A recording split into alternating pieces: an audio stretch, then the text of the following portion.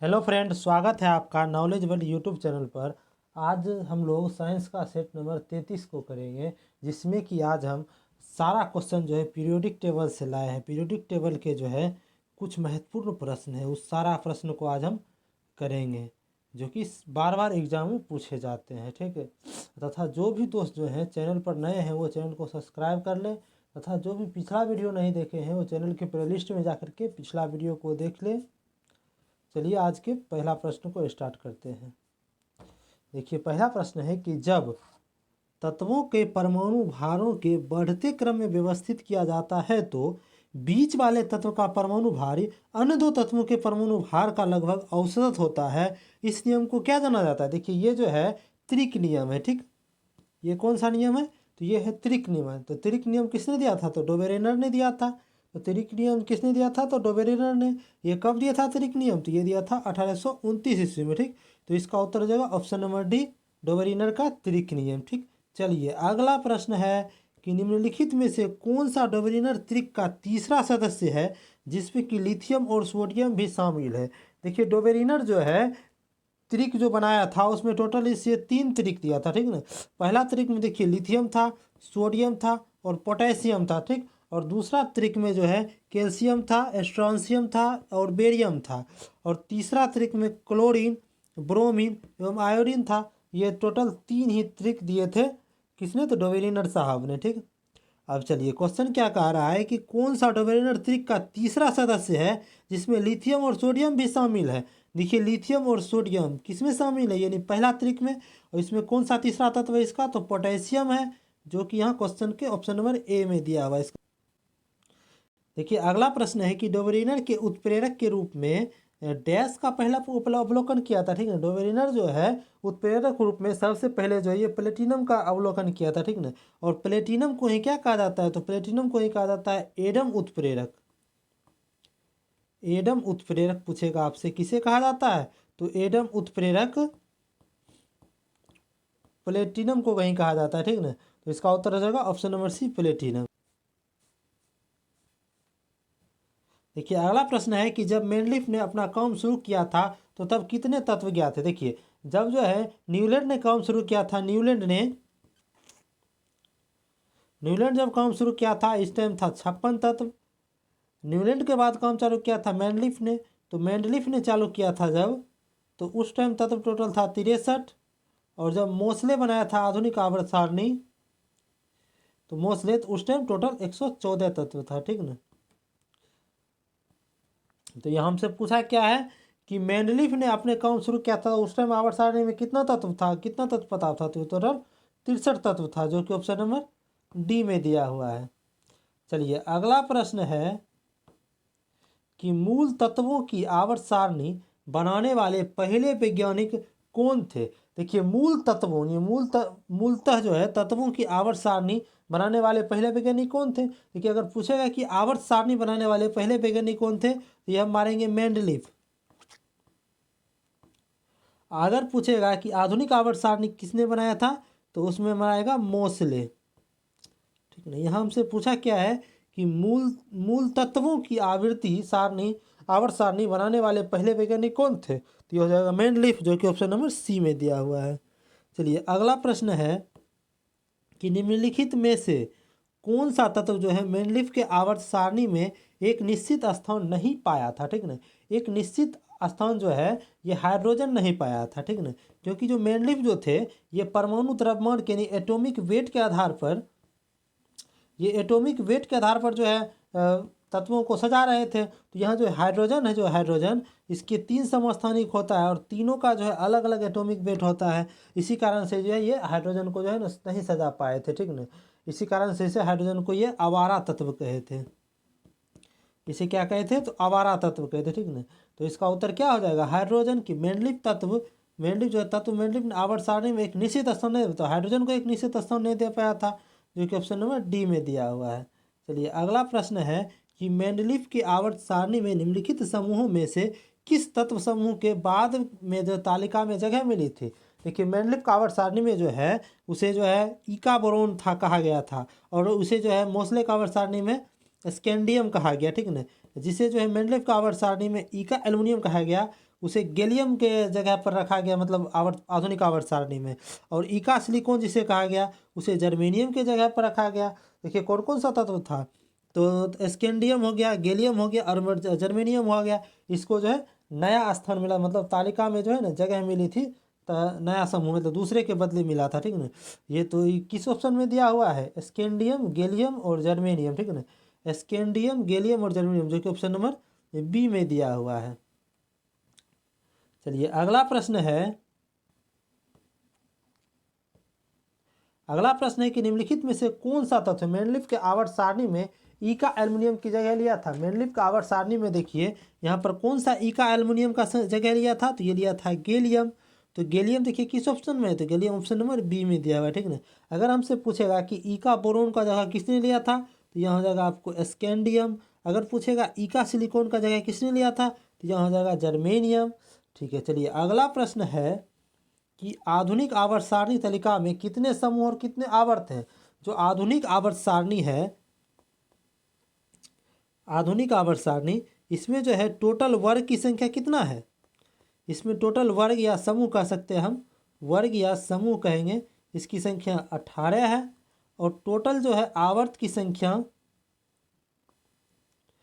Total इसमें आवर्त है आपको, टोटल आवर्त 7 गो है, ठीक। लेकिन अगर हमसे पूछेगा कि मेंडलीफ का जो आवर्त सारणी था, मेंडलीफ का आवर्त सारणी में जो है टोटल वर्ग कितना था, यानी वर्ग इसमें 9 था, ठीक। और इसका आवर्त कितना था, तो आवर्त था इसका 7। मेंडलीफ के आवर्त सारणी में भी आवर्त 7 ही था और वर्ग 9 था, ठीक ना। यहाँ हमसे पूछा क्या कि आधुनिक आवर्त सारणी में कितने आवर्त और तो हमारे आवर्त सारणी जो है आधुनिक आवर्त सारणी, उसमें से जो है वर्ग यानी 18 गो वर्ग में है, ठीक ना।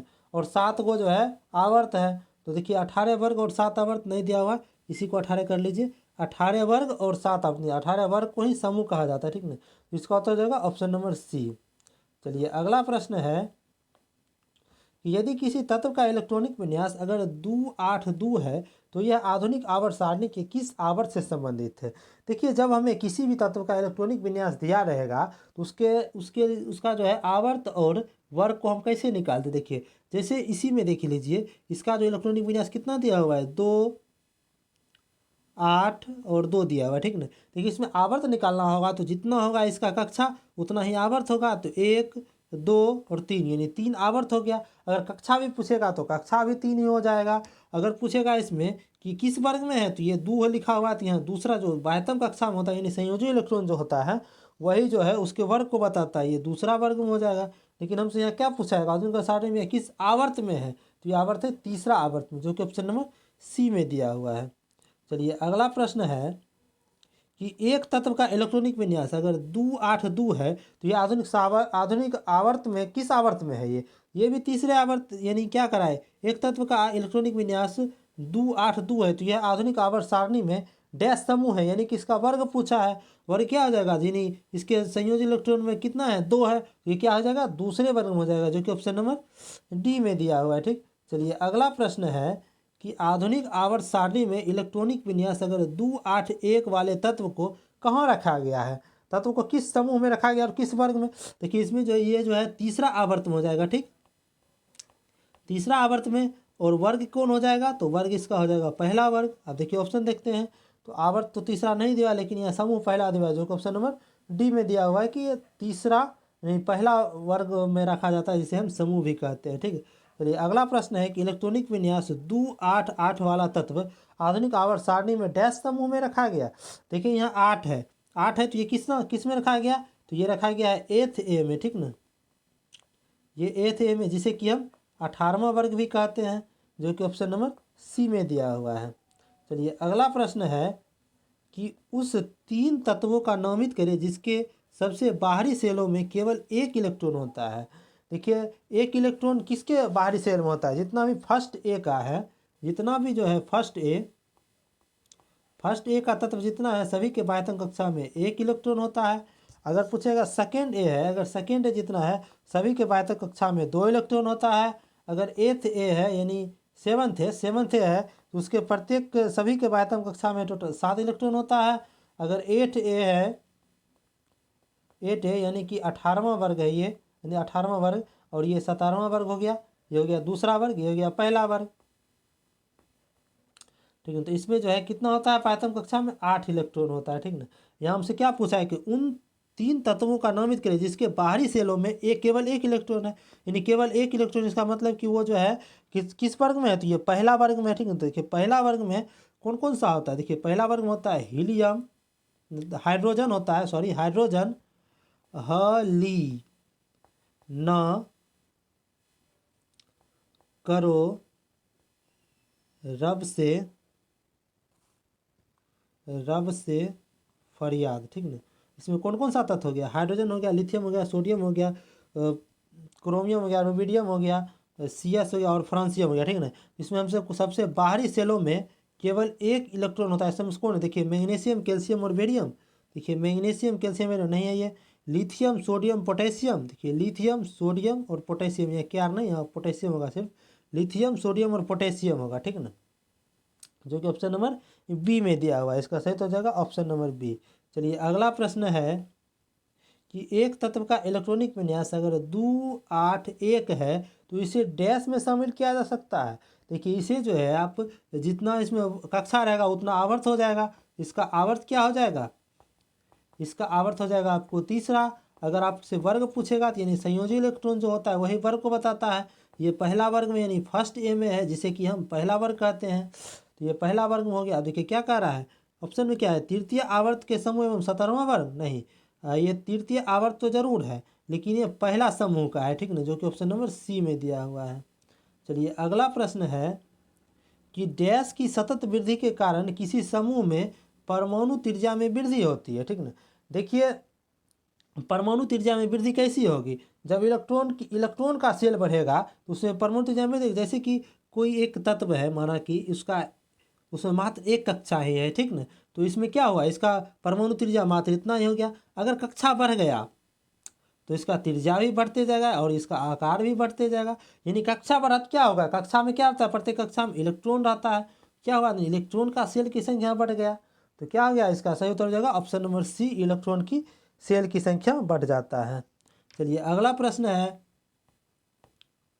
कि परमाणु की त्रिज्या का प्रयोग किसे मापने के लिए किया जाता है। देखिए परमाणु की त्रिज्या का प्रयोग जो होता है ये परमाणु के जो आकार मापने के लिए किया जाता है। ठीक ना, जैसे यहाँ देखिए इसका त्रिज्या अगर ये है, माना कि ए है, तो इसका आकार हो गया ये। अगर किसी भी कोई दूसरा है तत्व जिसका त्रिज्या माना कि बी है तो इसका आकार ये हो गया। यानी कि त्रिज्या के आधार पर ही जो है उसके आकार को हम निर्धारित करते हैं। ठीक ना, ये क्या होगा, ये परमाणुक आकार को ज्ञात करने के लिए हम किसको मापते हैं, त्रिज्या का प्रयोग करते हैं। ठीक, चलिए अगला प्रश्न है कि निम्नलिखित में से सबसे बड़े आकार का परमाणु कौन सा है। ठीक ना, देखिए आकार क्या होता है परमाणु का, कि जब हम आवर्त में जो है बाएं से दाएं की ओर जाते हैं तो इसका परमाणु का जो है आपको आकार जो है बढ़ता है। परमाणु का आकार क्या होता है, सॉरी घटता है, परमाणु का आकार इधर घटेगा। जब वर्ग में हम टॉप टू बॉटम जाएंगे तो परमाणु का आकार यहाँ पर बढ़ेगा। ठीक ना, अब देखिए क्या करा है, इनमें से सबसे बड़े आकार का परमाणु कौन सा है। ठीक ना, देखिए सबसे बड़े आकार का परमाणु कौन होगा, जो इस साइड होगा। देखिए यहाँ पर अल्युमिनियम है, सिलिकॉन। अब देखिए क्या कर रहा है, देखिए ये तीनों जो है लगातार ही है, अल्युमिनियम, सिलिकॉन और फास्फोरस, एक ही आवर्त में, तीसरा आवर्त में ही है ये तत्व है। ठीक ना, अब देखिए इसमें जो है जब हम बाएं से दाएं की ओर जाते हैं तो इसका आकार क्या होता है, घटता है। यानी कि जो बाएं की ओर होगा जो तत्व आवर्त में, उसका आकार जो है दाएं की अपेक्षा बड़ा होगा। तो यहाँ देखिए बाएं की ओर सबसे बाएं कौन है, एल्युमिनियम है। ठीक ना, तो इसी का आकार क्या हो जाएगा, सबसे बड़ा हो जाएगा इस ऑप्शन के अनुसार। तो इसका उत्तर हो जाएगा ऑप्शन नंबर सी। देखिए अगला प्रश्न है कि निम्नलिखित में से किस परमाणु का व्यास सबसे बड़ा है। यानी परमाणु का व्यास सबसे बड़ा है, इसका मतलब क्या होगा, उसका आकार किसका सबसे बड़ा है। तो देख लीजिए जब हम आवर्त में जो है बाएं से दाएं की ओर जाते हैं तो इसका परमाणु की आकार या त्रिज्या या व्यास क्या होता है, ये घटता है। जब हम बाएं से दाएं की ओर जाते हैं तो परमाणु की आकार या त्रिज्या घटेगा, और जब हम टॉप टू बॉटम जाएंगे तो आकार क्या होगा, बढ़ेगा। आकार बढ़ेगा इसका मतलब क्या होगा, त्रिज्या और जो है व्यास दोनों ही बढ़ता है। ठीक, अब देखिए इसमें क्या क्या दिया हुआ है, आयोडीन दिया हुआ है, फ्लोरीन दिया हुआ है, क्लोरीन दिया है, ब्रोमीन दिया हुआ है। इसका मतलब क्या हुआ, ये देखिए सारा आप गौर कीजिए, ये सारा जो है ये किस वर्ग का तत्व है, सारा हेलोजन वर्ग का तत्व है। ठीक ना, फ्लोरीन, क्लोरीन, ब्रोमीन, आयोडीन, एस्टेटिन होता है। देखिए यहाँ पर पहला ऑप्शन है आयोडीन, आयोडीन यहाँ हो गया आपको। फ्लोरीन देखिए यहाँ है, और देखिए ब्रोमीन, ब्रोमीन यहाँ है, और देखिए क्लोरीन, क्लोरीन यहाँ है, ठीक ना। आप देखिए क्या करा है कि इसमें सबसे बड़ा व्यास का होगा, यानी कि वर्ग में जब हम ऊपर से नीचे की ओर जाते हैं तो इसका आकार क्या होगा, बढ़ता है, यानी कि सबसे नीचे जो होगा उसका आकार सबसे ज़्यादा होगा। तो यहाँ पर आयोडीन सबसे नीचे है इस ऑप्शन के अनुसार, तो इसमें सबसे बड़ा आकार किसका हो जाएगा, आयोडीन की, जो कि ऑप्शन नंबर ए में दिया हुआ है। चलिए अगला प्रश्न है कि सोडियम से क्लोरीन की ओर जाने पर परमाणु आकार क्या होता है। सेम थ्योरी, जब हम बाएं से दाएं की ओर आवर्त में जाते हैं तो इसका परमाणु का आकार क्या होता है, घटता है। जब हम टॉप टू बॉटम वर्ग में जाते हैं तो इसमें परमाणु का आकार क्या होता है, बढ़ता है। अब देखिए क्या कर रहा है, सोडियम से क्लोरीन पर हम गए हैं, ठीक ना। अब देखिए सोडियम किधर है, सोडियम यहाँ है, सोडियम से हम क्लोरीन पर गए, सोडियम से क्लोरीन, क्लोरीन किधर, यहाँ है क्लोरीन। अब देखिए क्या कर रहा है, जब हम सोडियम से क्लोरीन के यानी क्या हुआ इसमें कि हम बाएं से दाएं की ओर गए हैं आवर्त में, ठीक ना। तो परमाणु का आकार क्या होगा, परमाणु का आकार घटेगा, क्योंकि बाएं से दाएं जाने पर परमाणु का आकार क्या होता है, घटता है, जो कि ऑप्शन नंबर बी में दिया हुआ है। ठीक, चलिए ये आज का अंतिम प्रश्न था।